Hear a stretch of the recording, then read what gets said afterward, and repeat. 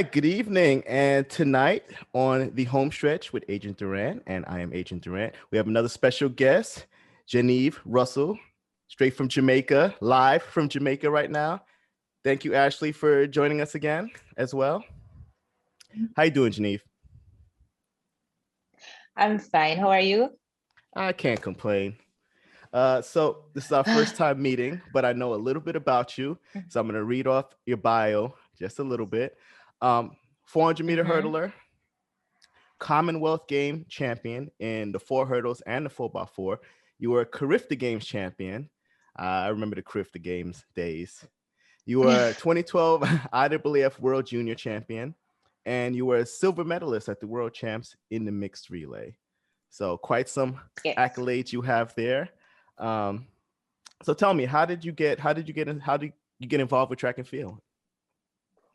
I got involved in track and field at a very tender age. You know, Jamaica is a country known for sports, especially track and field. And my older sister, she used to do track and field for her high school. And you know, this big event in Jamaica called Boys and Girls Championship. Well, she performed there and I saw her on TV and I said, you know, I want to be like my sister because I look up to her.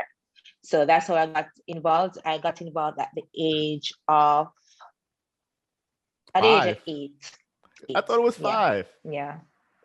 I read 5 online. I wouldn't call 5. I wouldn't call it 5 as serious because we have this game. We have sports day in the Caribbean, as you know. We just play the lime race, crackers bag. So I wouldn't call that serious. But my seriousness starts at age 8 when you went to primary champs, going up to high school. That's still a young age to be serious, though. But in Jamaica, it's the real. But in Jamaica, I trained every day. But in Jamaica, is the real deal, though. You know, is it that? Yeah. When you're a kid in Jamaica, is it that you see a path forward through track? Like, why is it that track is so big in Jamaica? Because it gets a lot of support from the people. You know, when you go into the national stadium, it's packed compared to football, or it's packed compared to cricket. So it's just a feeling that you have people coming out to watch you. You're walking in the town, you people hailing you and say, "Oh, that's the athlete," or "Big up yourself, athlete." So it's a pride to be an athlete in Jamaica, and then you get to travel the world. Oh yeah. So it's just a plus. Yeah, I can see that. Okay, so 8 years old, you're serious about things. So tell me about it. Tell me about the journey. The journey was, I would say, rough. I didn't know my pet events. I was doing everything. I was doing the 3,000, even the walking what? it. I was doing wait. Hold on. 3,000 in primary school. Are you doing the what? 3,000 meters, doing a lot of laps at sports day. I was doing 800, I was doing 100, I was doing everything. Because in Jamaica, we have this system where they recruit you to a high school where you get a scholarship so you can participate in the Boys and Girls Championship. And as I said before, I wanted to be just like my sister. My mom is seeing me on TV, traveling on the bus outside of my normal parish because I'm from Manchester. And Kingston is an hour and a half away. So, you know, you're going on the toll road. There's a lot of excitement. So my journey moving on, I got recruited in grade 6. I was 10, youngest to start high school by Homo Technical High School and coached by Mr. Maurice Wilson at the time. And then my journey just took off. And I saw a lot of senior athletes such as Bernka Campbell in the day, Melanie Walker, Callie Spencer, Asafa Powell, you name them, Usain Bolt. And I was like, I want to wear the national gears. And that's when it led on to CARIFTA Games. And what event did you compete in at the CARIFTA Games? Because you did a lot. I did a lot. I did the pentathlon. I did high jump 4x4, 4x1. Because as I said before, I went to a championship school where we're known for winning championships. So it's all about accumulating points. So I had to do like 4 events. So I wasn't really sure about the event that I'll be good in senior year. So I was doing like the high jump, the long jump, the 100-meter hurdles, 70-meter hurdles, 80-meter hurdles. So I just did that in CARIFTA Games, just, you know, get medals and accumulate points in high school as well. You know, for our stateside. So when did you decide to specialize? I decided to specialize in 2011. One of my teammates fell sick and couldn't participate in championship, boys and girls championship. And because I already could have done the 100-meter hurdles, I already had the technique. I was participating in the 4x4, the pen relays at CARIFTA Games. My coach switched me over to the 4 hurdles so I could accumulate points because, you know, it's competing for the championship. Mm-hmm. And then I didn't do so well my first year doing the 4 hurdles. And then it was CARIFTA after the boys and girls championship. And I won, surprisingly. So I decided to know I'm going to put this as an event and drop the high jump. And then I moved on 2012 to the World Juniors, and I got gold medal. And I decided, you know, I'm going to put on the rest. I didn't get any gold medals in a big major championship like this in the long jump or the 400 meter. So I'm saying to myself, this is the event that I'm going to do if I'm going professional. Hold on, we're going to rewind here because you skimmed over some things. First, for the stateside who don't know what the CARIFTA Games are, because we have a lot of folks who didn't come up in the Caribbean. I ran in the CARIFTA Games. I know exactly what they are. So for you stateside, the CARIFTA Games are essentially our regional championship in the Caribbean. So any athlete in track and field that is going to be anybody essentially competes at the CARIFTA Games. And when I ran in the 200, I was lucky enough to go head to head with Usain Bolt. Lucky me. So if you're winning the CARIFTA Games, yeah, exactly. So if you're winning the CARIFTA Games, you're somebody. It's the best of the best in the Caribbean, essentially under a certain age group. And then you went on to win the World Juniors, which would be the next step in the progression. So essentially, you're following the stages on becoming the best. Correct. So was the World Juniors? And you chose. Go ahead. Go ahead. Was the World? I was going to ask because you chose the 400. We have Zoom lag. I don't know. I have the delay, or if you have the delay. Let's Zoom. go. You can go. Zoom. Go ahead, Adrian.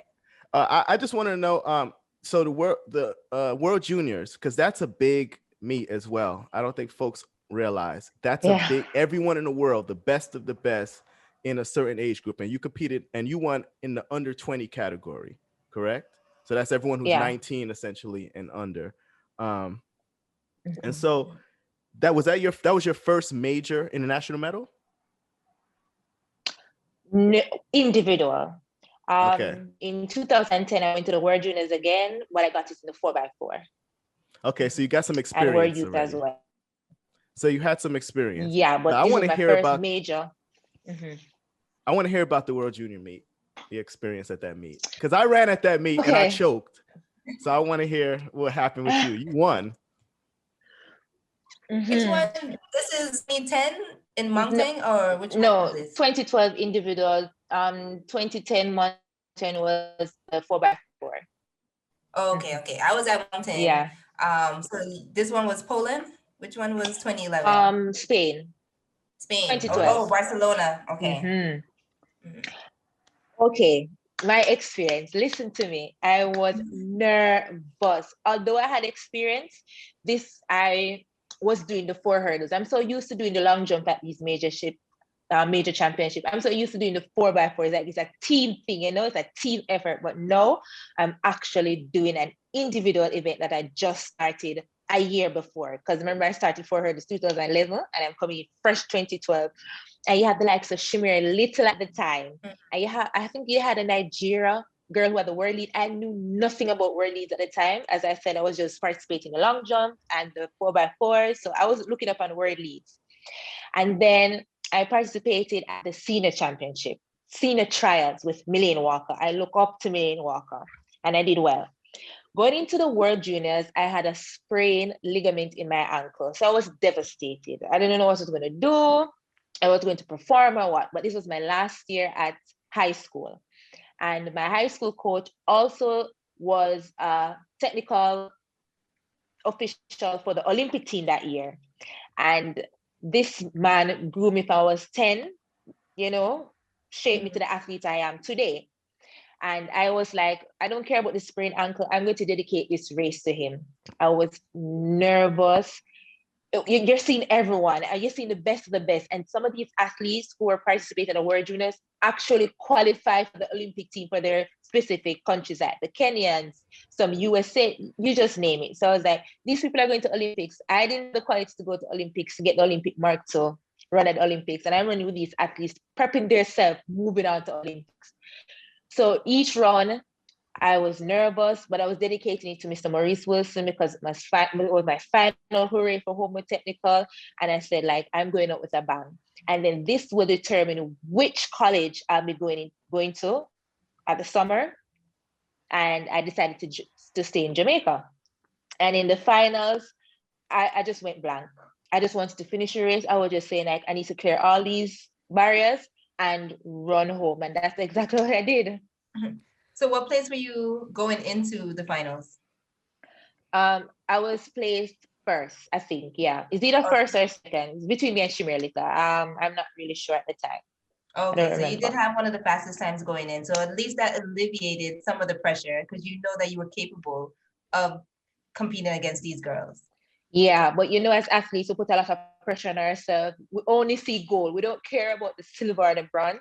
As young athletes, you see the flag raise and you put a lot of pressure on yourself. And you're like, I don't want to disappoint my coach. I don't want to disappoint my country. I don't want to disappoint my family. And especially, I don't want to disappoint myself. So you're just sticking to the goal, not really looking at the bigger picture, saying that you're actually going to be on the podium. And that is like top 3 or in the finals, that's top 8 in the world, in World Juniors, like high school, under 20 in the world, you're top 8.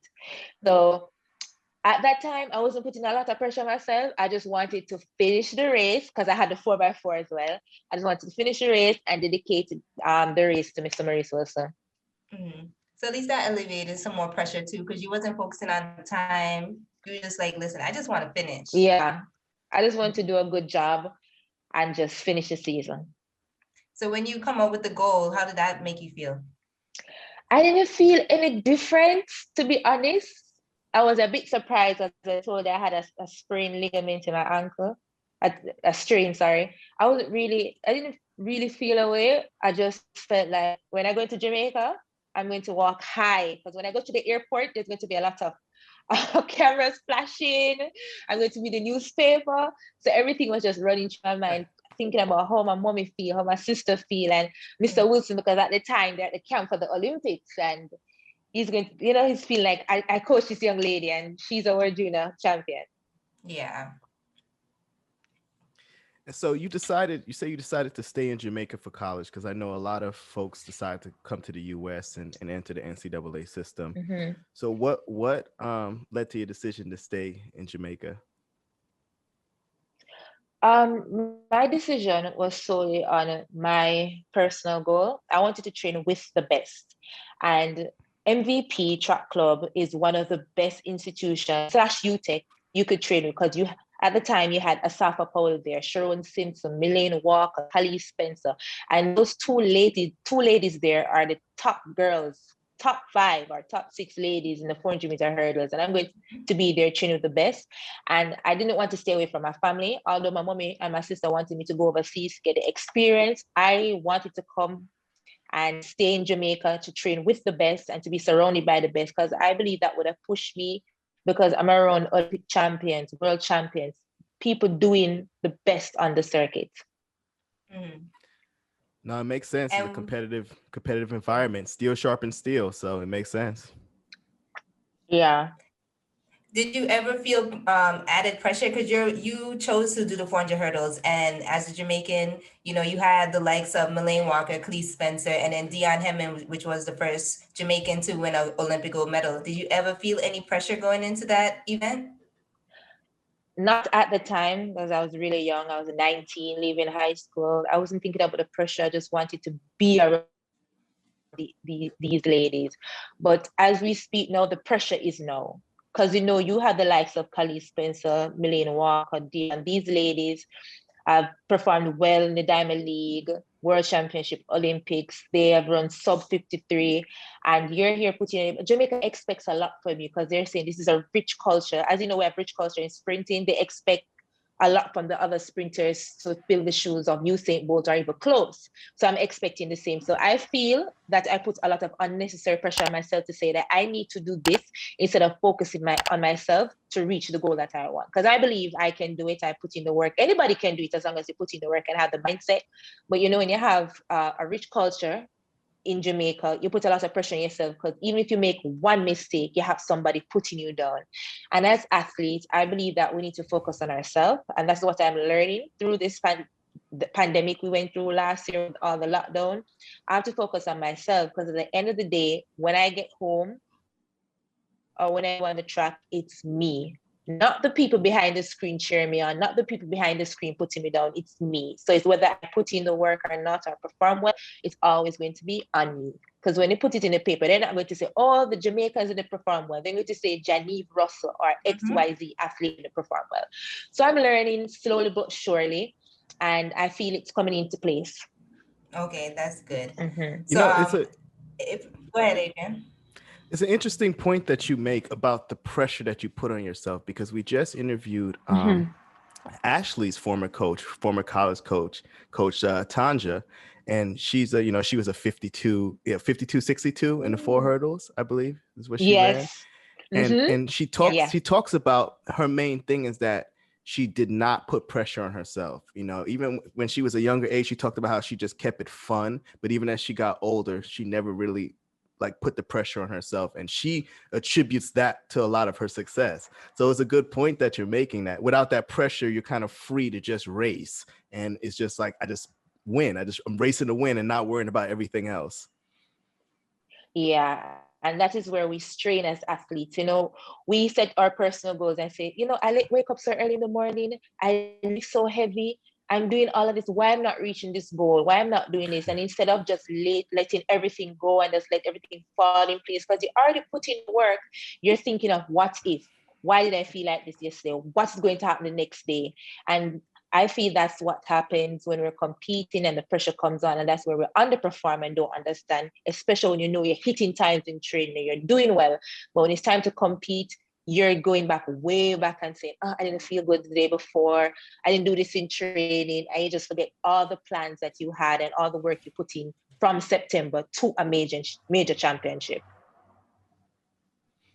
Yeah. Was there any particular race that you felt like you really started to understand this and understand that, I could just let it happen. I'm working hard in training, and then I'm gonna just let it go and stop putting so much added pressure on myself? Great question. This was 2008 I think it was Luzon when I ran 53.4. I didn't put any pressure on myself. I was just like, I put in the work in train. I just going to let it flow and just do what I need to do and execute the race how my coach wanted me to execute it. And I just did exactly that. I was even surprised at the time that I ran, because it was a very cold day and don't like running in the cold. You see, because I'm from the tropical island, I'm just used to the heat.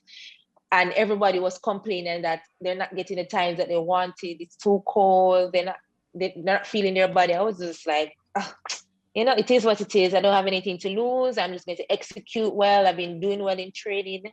No injuries. I'm just going to go out there and hit it. You ran fast. Yeah. I was running 53s all year round in 2018. I was running 53.7, 53.4, 53.6. I was just doing 53s. Oh, man. So I know, just like Ashley, you were one of the athletes who were impacted by, the Olympics being rescheduled. I know I was looking up your last experience at the Olympics, and you had an injury that you were dealing with. Can you tell me about that? Yeah. It was 3 weeks before the senior championship. I was doing great. I had the top 3 times in the world. Going into the senior championship, I was, the best. Was looking forward to everybody was looking forward for me to make the team. And I was doing a hurdle, and I felt a little soreness in my quad, but I didn't take it as anything. I was just stretching between reps. And on my last rep, I cleared the hurdles and I just fell to the ground. I found out I had a grade 2 tear in rectus femoris. And then I had 2 weeks before the championship. Luckily, because I was top 3 in the world, I was a wild card.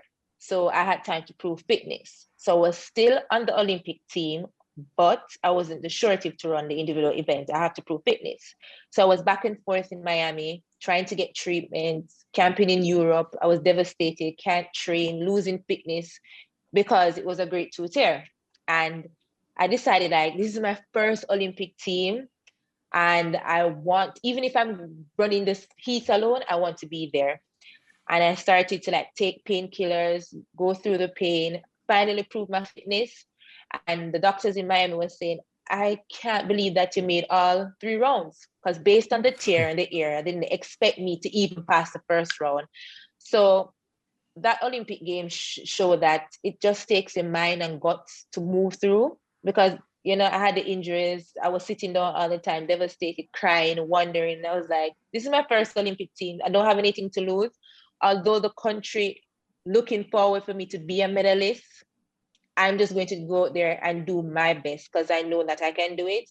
And just making the first run, going in the blocks, completing the race was a medal for me that year. Mm-hmm. Wow, that's pretty cool. So you're making Olympic finals while injured. That's impressive. I'm looking forward to the next Olympics when it eventually happens. Yeah, when it eventually happens.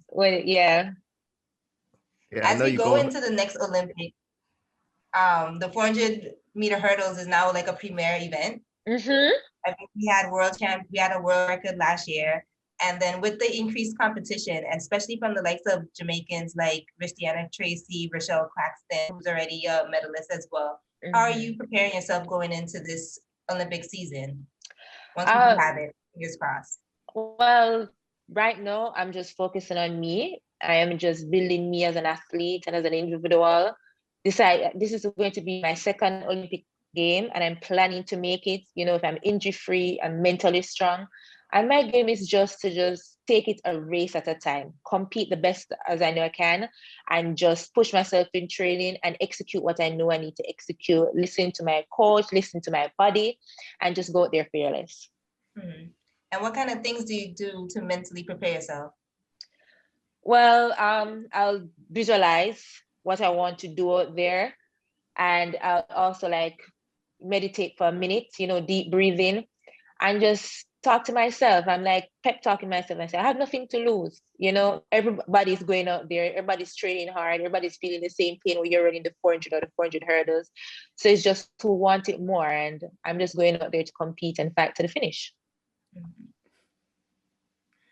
So it's funny because I'm hearing, you're one of the best in the world, and you got into this event by accident.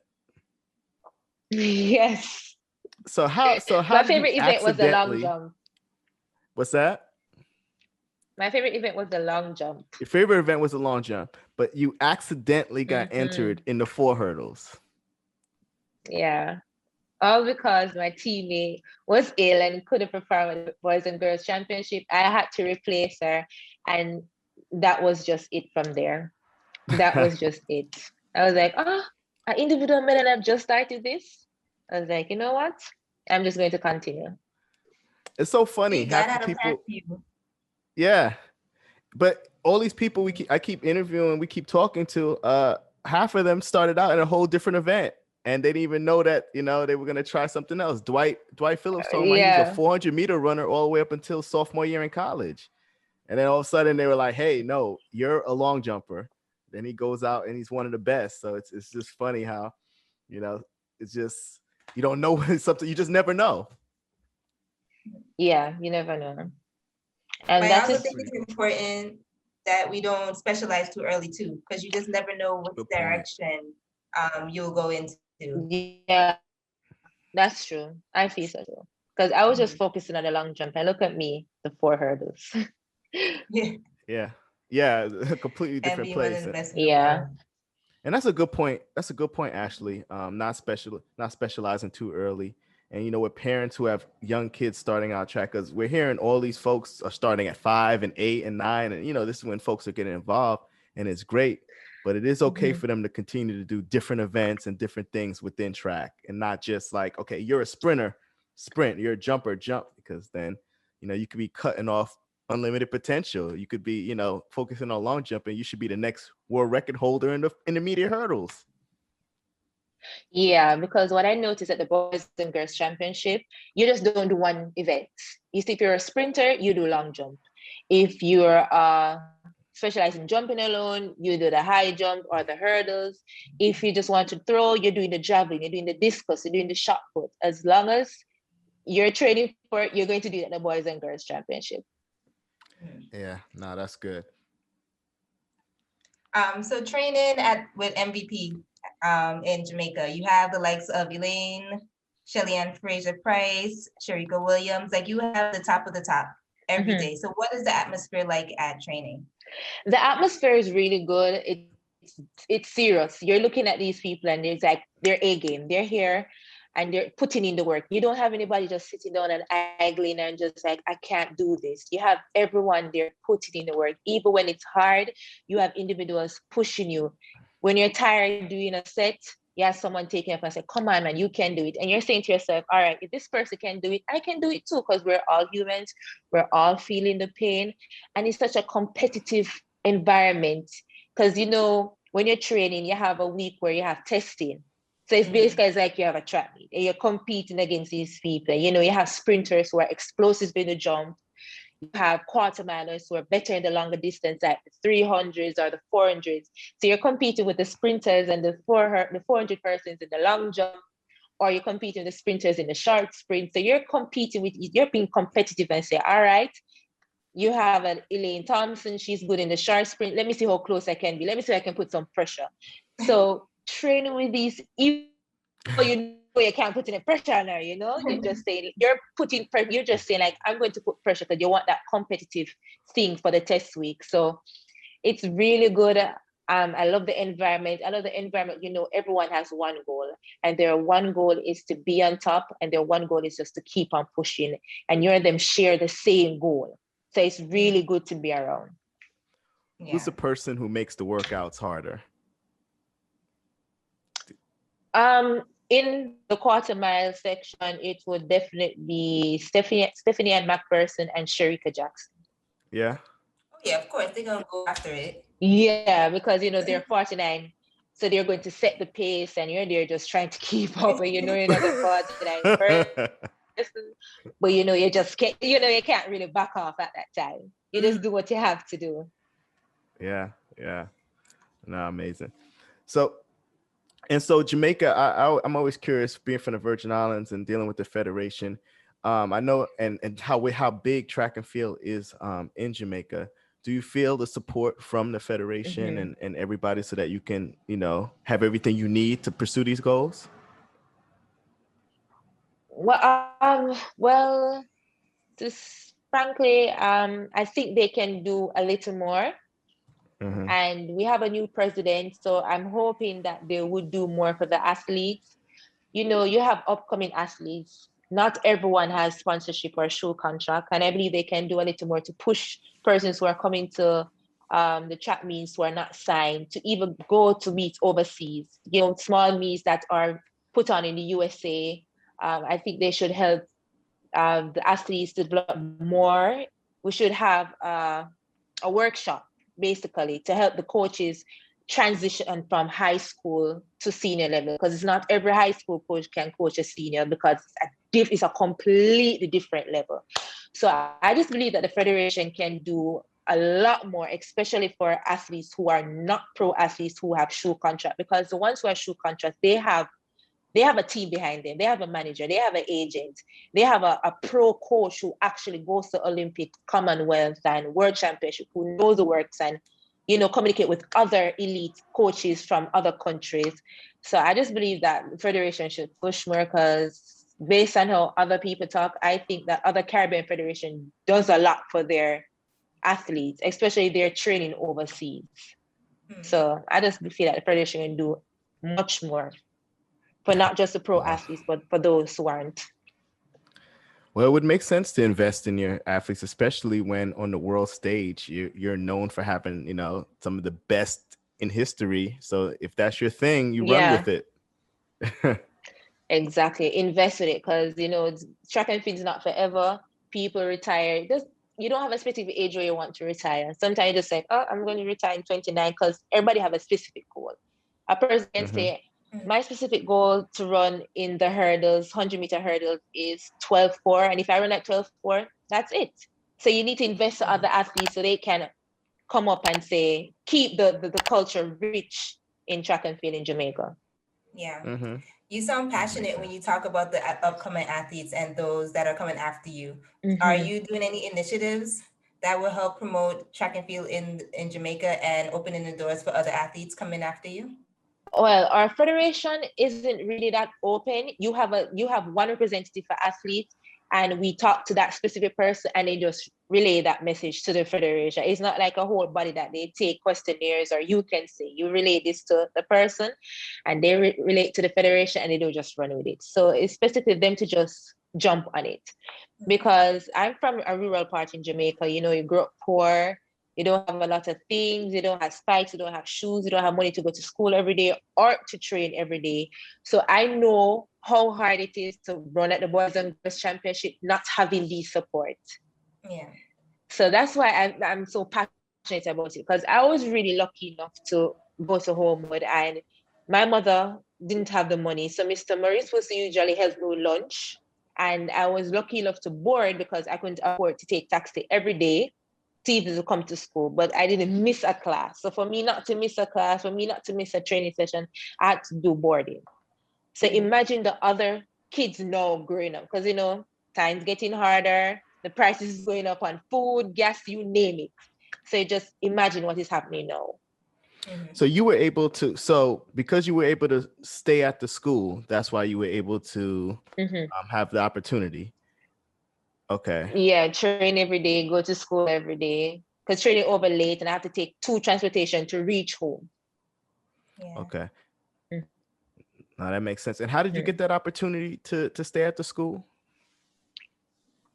Well, Homewood Technical is naturally a boarding school, because because it's a school of sports. You're recruiting athletes for whether it's cricket, football, netball, or track and field, and they don't specifically recruit athletes in the area, because Homewood is in Christiana, and I'm from Mandeville, and you have people from there in St. Anne. These are parishes in Jamaica, so you have people from St. Anne, Kingston coming into Homewood. So, you know, we have things we say patois.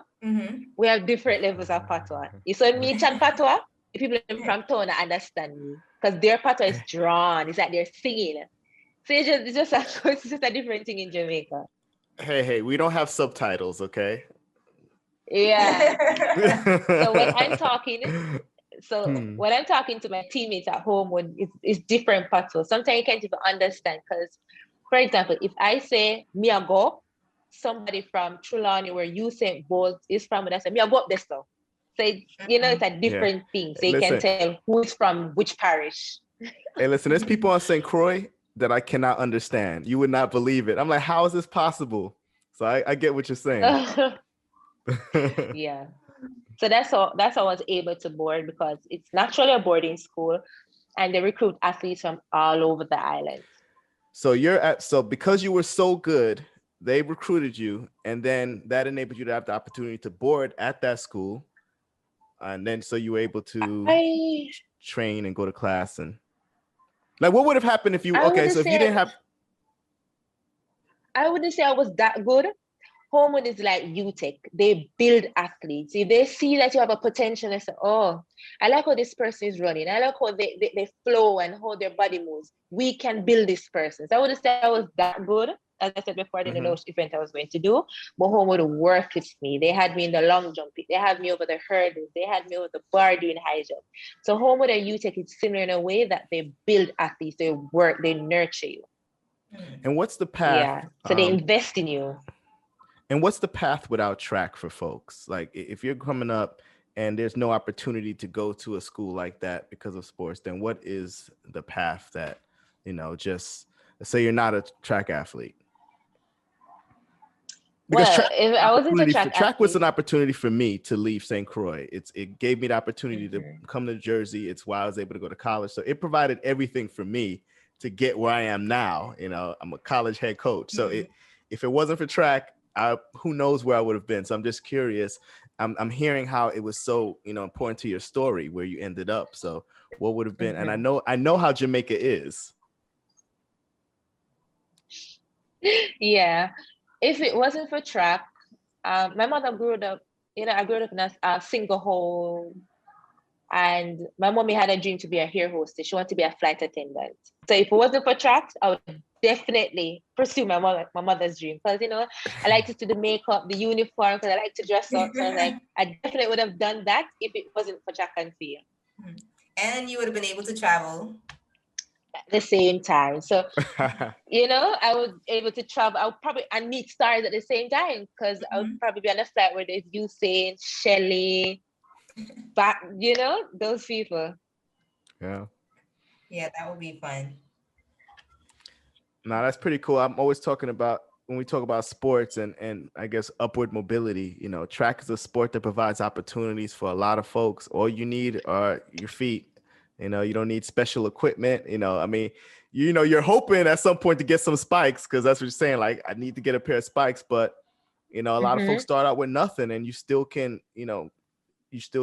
show your talent. You can still improve. You can still build some self-esteem. So I'm always, I'm an advocate for track, just because it's a sport that provides opportunity and anyone can take part in it. It's not exclusive. You don't need a boat or a special, a special stick or whatever.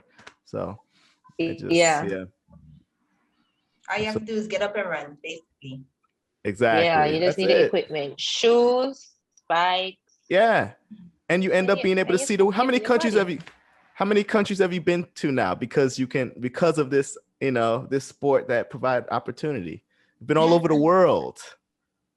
Yeah, I've been a girl from rural Jamaica, country Jamaica, who was excited to take bus to Kingston. You were happy just to get on the toll road. You're like, I could get on the toll road. I'm on a bus on a paved. Was it paved? It's like, it's different. Smooth. Yeah. A long ride, hour and a half. We were talking to Aileen. Flights for 14 hours. Oh. Yeah, we were talking to Aileen. Same thing, from the country, Yeah, so we're from we're from the same parish. There you go. This is why track is great, folks. So definitely provide opportunities. Yeah. And you meet a lot of people. You develop great friendships, because I'm friends with Shimmer Little, although we compete against each other. I'm friends with Ashley. Like and these people are in the same event. So you create friendship all over the world. Yeah, well, that's how it is, right? When you're in the race, you're like, I want to destroy this person. But then afterwards, it's like, okay, we're cool. We're good. We're friends. Yeah. It's just in that, 53 seconds, you're like, hey, look, I'm because it's business. It's business. It's all business that time. It's all business. Yeah. So how's during training? Corona? I was just gonna ask that. Yeah. Now I was gonna ask during how's training during the pandemic, and how is it impacting your training? Yeah. Oh, well, last year it impacted it a lot, because when Corona just came out, we had a lot of cases. Everyone was panicking. Our government body didn't know what to do, so we had to do a lockdown. I wasn't even sure about competition going on locally or overseas. So we're losing fitness. As I said before, it's not every athlete has a gym in their complex or a gym in their home. There's not a lot of athletes who have a running trail, a place to keep fit, because they're on lockdown. Places are on lockdown. You can't use places with people. So it was very frustrating. I had to try and keep fit, using a gym, doing skipping, because, running up and down the road on the small pavement we have and stuff like that. So when the country finally opens up, we can train. And then we had strict protocols. There's not more than 15 people allowed around each other, and we have a big group. So now we have to be alternating time, splitting the groups into 3 to ensure that including the coaching staff makes the 15. So you're not seeing everybody anymore. You're training based on your event. So the 400 people have their own times compared to sprinters, compared to the field eventers. So, you have to be ensuring that you're finished training at a specific time so the other groups can come in, and so you can reach home before the curfew happens. And although it has lessened down, cases are still rising, but the protocols aren't as strict as it was last year, meaning there's no lockdown. We still have curfew. We still are allowed to train with the same group of persons, but you have to have on your mask. And sometimes it's difficult to be gymming with the mask, because, the gym is a compact place, you're hot, you're dizzy, you have to have on your gym. Every time you're going for something, you have to have on your mask because they can't be talking to each other. If you're running close with someone, you have to have on your mask. And that's the only disadvantage I have because the heat is hot in Jamaica and I have to have on the mask during training. And then you have to ensure that you're finished doing everything you have to do so you can reach home, because not everyone who drives is to ensure that they can make it home in public transportation, because you have to be off the road by 7:30 p.m. because curfew is 8 o'clock. And you have to ensure that you come home, you prep this, you prep that, so you can come back the next day and just do everything in a rush. So it's you have to just be organized now and very careful. Okay. Well, learning organization skills is not a bad thing to learn during the pandemic. Was there anything else that you learned during the pandemic? Oh, no, not really. More than... You didn't take up a new hobby? You didn't do anything extra? Because, I mean, we had plenty time on our hands. My new hobby? I'm a plant mom. And I also, yes. And I also watch a lot of K-dramas. Wait, are you good at are you good at, see, I had a plant, but it died. And so I'm really bad at it. No, I'm going through my fourth one. I'm not good. So I decided to plant like pepper because my plants are not surviving. So I decided to plant pepper, scallion. Oh, you see, I don't feel as bad anymore because at first, like I had cactus and I was just like, oh, they're easy to take care of. They don't need much water. And they died. But I have crops now and they're flourishing. So I'm excited about that. But my cactus didn't even budge. I didn't even see it move. Nah, I felt bad for my plant. I really felt bad. I felt like I tried to be good at it, and I put it outside one day when it was like sunny and raining, and then when I came back later, it was like drowned and scorched. So I was like, oh no, it looked horrible. The leaves were falling off. So then, I nursed it back to full health, and then I went out of town during the winter time, and I forgot to keep the air on a nice level. When I came back, it was just frozen, dead. I felt so bad. So my plant dad. I also have a business. Was that? I also see that you are running a business. So do you want to tell us a little bit about your side hustle? And how important it is to at least, brand yourself outside of track and field? Yeah, it's very important to brand yourself outside track and field. You want others to know that you're more than an athlete. Doesn't matter if you're an athlete or you're someone who works in an office job, you can have a side hustle. You want to make people know that you're more than the person that you present to them. So I'm basically running a purse collection. I sell purses, because I like dressing up, as I said before. I like makeup, although I cannot do it. I practice very hard and I cannot master it. I don't understand why I'm not mastering it like I do the track and field. So I decided to sell purse because, as I said, I'm from the rural area in Jamaica, in Mandeville. I grew up rich. So I decided to do this so I can invest and put the money aside so I can put back. I have a niece who is autistic. She has a severe type. So she doesn't talk. She can't really help herself. And it's my sister alone. So what I'm doing right now is whatever money I make, I put aside because I really want to have a foundation for autism in Mandeville. Because where I'm from, there's no foundation in Mandeville for autistic. It's only in Kingston.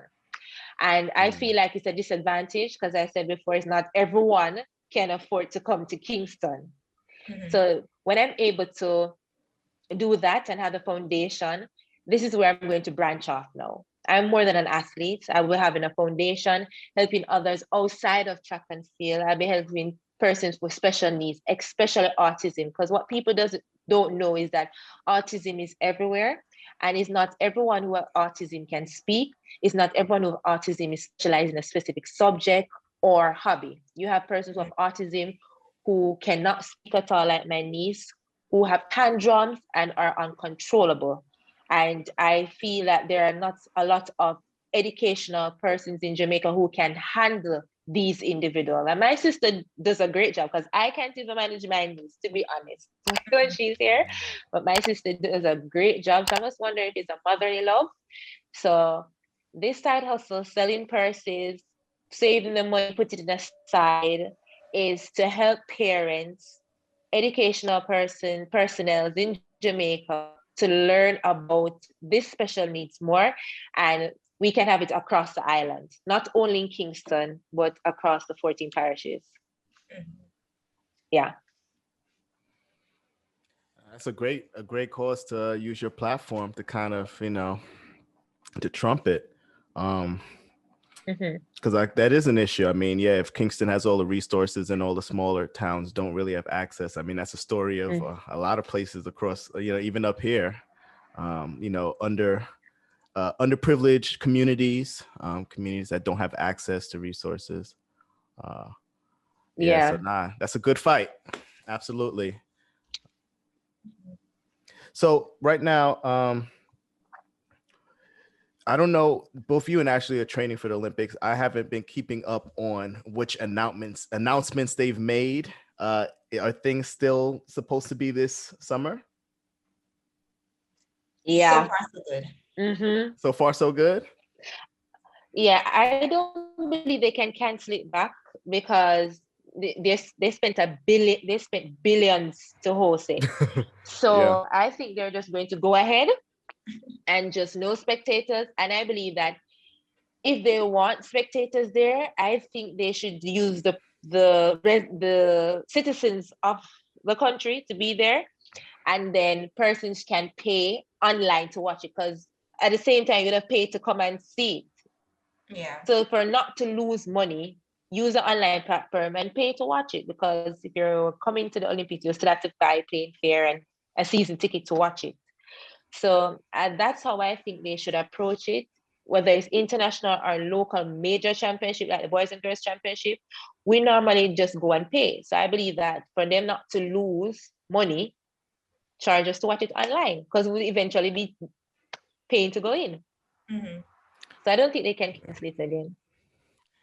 Yeah, they're finding all other ways to deal with it. And it's unfortunate that the experience would be completely different from the last Olympics, because one of the things is we have to be there like 2 days before in the village and then out right after you race.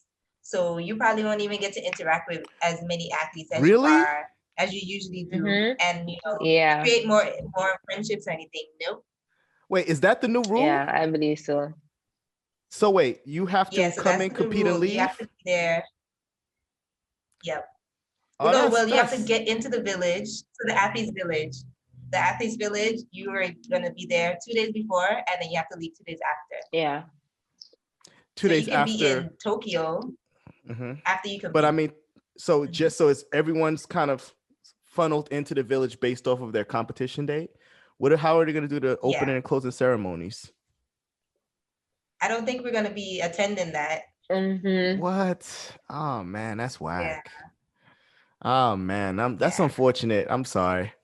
The whole Olympic experience. Yeah, it's going to be completely different, but at least we get to say like we experienced it differently. Yeah, I guess a virtual opening ceremony. But there's nothing like the energy on the when you're down there, the energy on the floor. Yeah, that's the thing that we're going to lose. So wait, so that especially so all of us were there in 2016. So all of us had the privilege and the honor of being in what could possibly have been the last opening and closing ceremonies. Yeah. Yes. So we do have something to tell our children after we tell them that we made it through the pandemic. Yeah. Yeah, that's true. Yeah, we did a lot of stuff, man. A lot of accomplishments here. Make it through the pandemic, last opening and closing ceremonies. This is great. And I'm I was born in the 80s, so I made it through the 90s. So I got all the best hip hop too. So it's just a whole string of wins there. Yeah. I think this pandemic definitely shows us gratitude. I think we so take for granted so many opportunities that we have, and now that everything is changing, is like you have to be you know, you not have to have gratitude for things that you have experienced so far, because travel will be different. Yeah. How we interact with each other on the circuit and everything is going to be so different. So, you know, we can take some gratitude into like, we had some good experiences, and let's see. I think we don't take for granted everything that is coming. Absolutely. Yeah. I agree. And I'm an optimist. So I look at these situations just like we would look at anything as an athlete, right? It's hard. It's been hard. But usually when things are hard, you know, there's something afterwards, like some sort of payoff. So I do think that the fact that people have endured this pandemic and, you know, they have to make it through this, that when we're finally out of it, that people will have a different appreciation for what we do have. And, you know, you might see some folks doing some amazing things. So even, I mean, look at track right now, you know, in the college system, the folks who got a chance to compete, they're out there breaking records and running really fast. And I'm like, wow, it's like, you know, so it's exactly, so I'm looking forward to seeing how everyone responds to when they finally get to, you know, just take a deep breath and say, we're done with this. I'm looking forward to the positive results. You know, we get bombarded with the negative, but I'm looking forward to the good stuff. So. And you're getting ready to compete. So are you like itching? Because it's been so long and it's like, okay, I'm getting ready to compete now. I competed last week as well. I did a 200 meter. So now I'm doing a 400 meter tomorrow. I'm a bit nervous because I'm like I know that I can do well, but I'm just like, I don't know. It's like I'm running at the 400 now. I'm excited to run.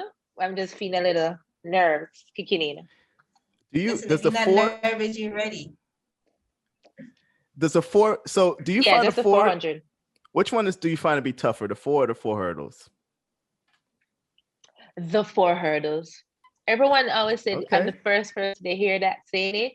But you don't have any obstacles running the 400. You don't have any obstacles because you know when lactic reach you, you just want when lactic reach you just want to clear the hurdles, and you can clear it wrong. You can drop that trail too quick and clip the hurdles and fall and don't get to complete the race, or you can clip the hurdles and you're 1 second behind, and when you're leading, somebody else passes. Because I believe that the 400, everyone has a flat, you know, you're running.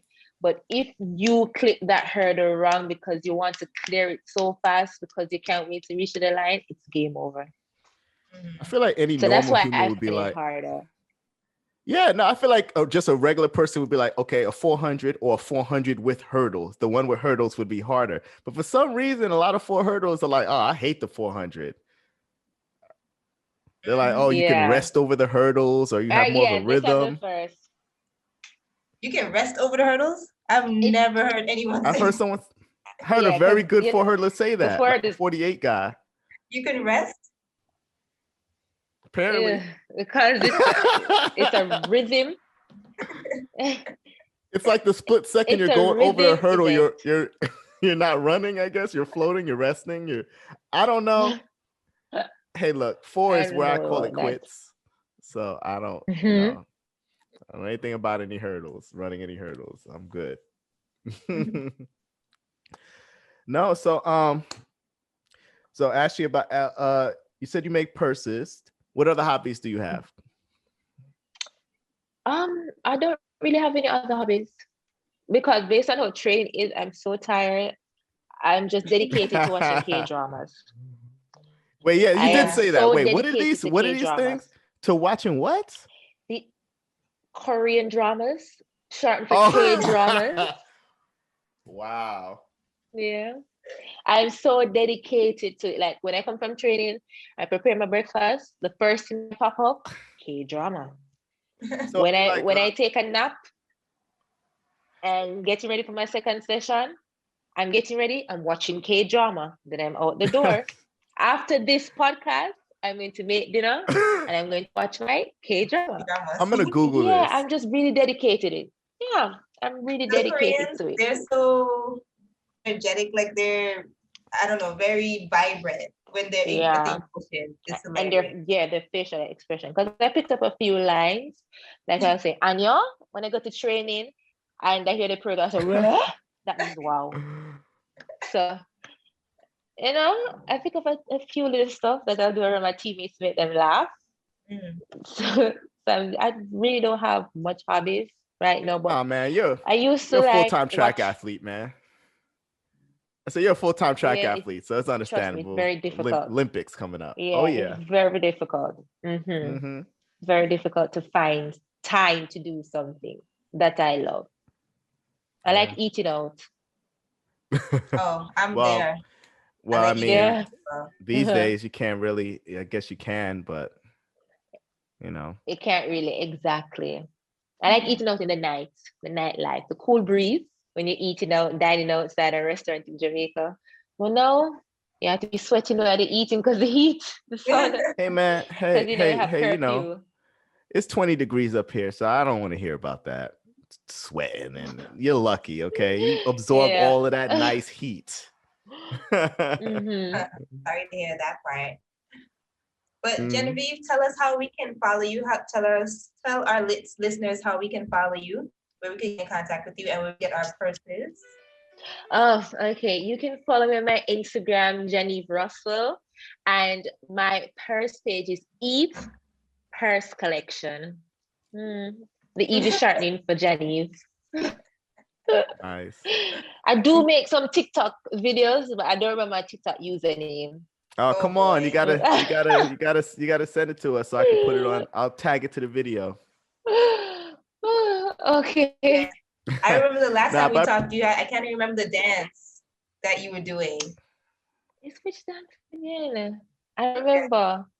Yeah, it was a while, but I know you were into the dancing and you were like the copycat training. I was into the dancing, but now K-drama. Yeah. Well, Janieve, I appreciate you coming on and chatting with us. Definitely going to be following, and seeing what happens. I'm looking forward to this next Olympics. Absolutely. I wish you the best of luck. And Thank you so much. Till next time. Yes, thank you for coming on and joining our conversation. And good luck with the next race. Thank you. Fun. Thank you so much. And hopefully I'm going to see you, Ashley, on the circuit very soon. And hopefully in Jamaica. Hopefully. Yeah. Or if I get invited to Jamaica. Yes. I'm trying to go to Jamaica. Well, let's go. Make the move. I'm down. Are you guys quarantining? Do we have to quarantine? Yeah, you have to quarantine for 2 weeks. Oh, what? Yeah, no. But where you're quarantined, you have the pool. Yeah. So the quarantine is like another 14 days. I did that at home, and then I just did 4 days again. I was like, I'm tapped out of quarantining now. Yeah, I never heard a traveler complain about our quarantine because the specific hotel that they goes to is like, they're having fun. So their quarantine is like just having quarantine fun. In Jamaica. The only difference is, the only difference is they're not going in the town to get the jerk chicken in jerk pan. Oh, that's all I was thinking about this whole time. Difference. I was only thinking about pan chicken this whole time. You can get jerk chicken at the hotels, but you just want to be at the roadside, getting the jerk chicken and people, your coconut water. That's all I want in life. That's the only thing you miss out. Yeah. Thank you, Janieve. Have a good one. Appreciate it. You're welcome. All right. Have a good night. Okay, same to you guys.